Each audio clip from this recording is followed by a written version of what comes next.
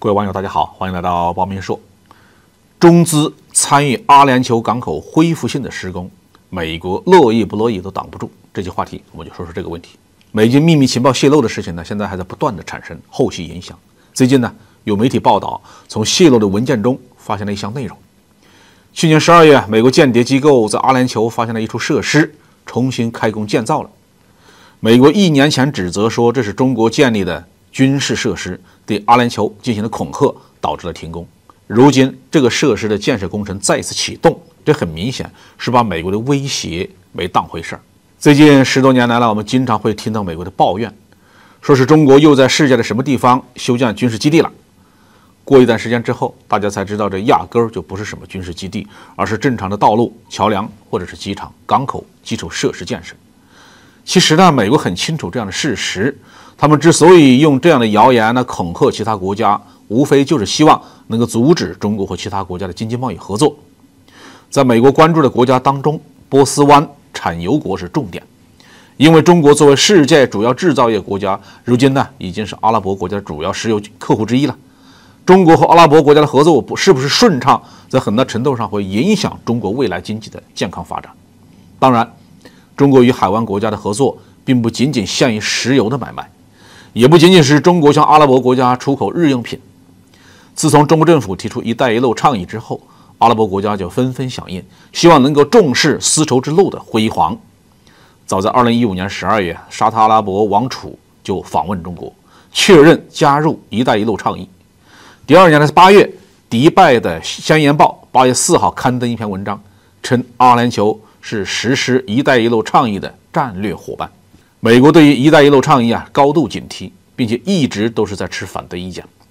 任何一个国家如果加入了"一带一路"倡议，美国就会去做反面工作，或者直接进行威逼利诱，希望他们能够退出。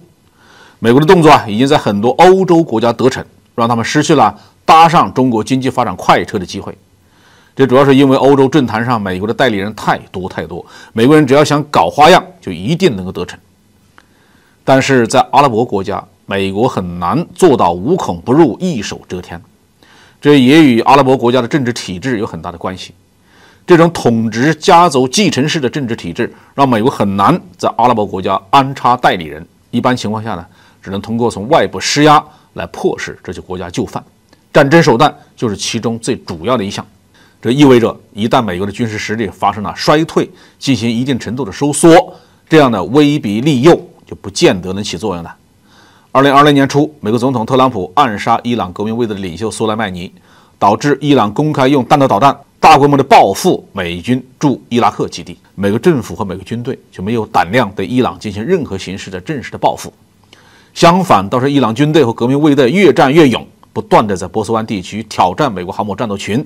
从那以后，美国在阿拉伯世界的威慑力就开始衰退了。2021年8月，美国从阿富汗狼狈撤军之后，美国军事力量的威慑能力就进一步的下降了。所以呢，包括阿联酋在内，波斯湾国家就不需要再像以前那样对美国言听计从。所谓的中国军事设施重新开工，也和这个大背景、大趋势有直接的关系。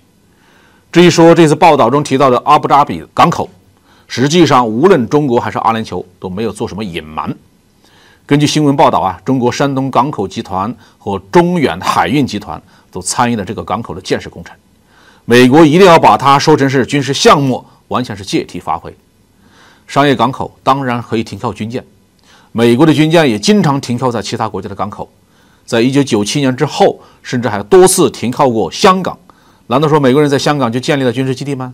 当然，中国的军舰呢也不是没有去过阿联酋。今年2月的阿布扎比防务展上，中国的蓝年号导弹驱逐舰就前往阿布扎比港区停靠，成为海军峰会上最耀眼的明星。阿布扎比港也很少迎来这样强大的主力舰。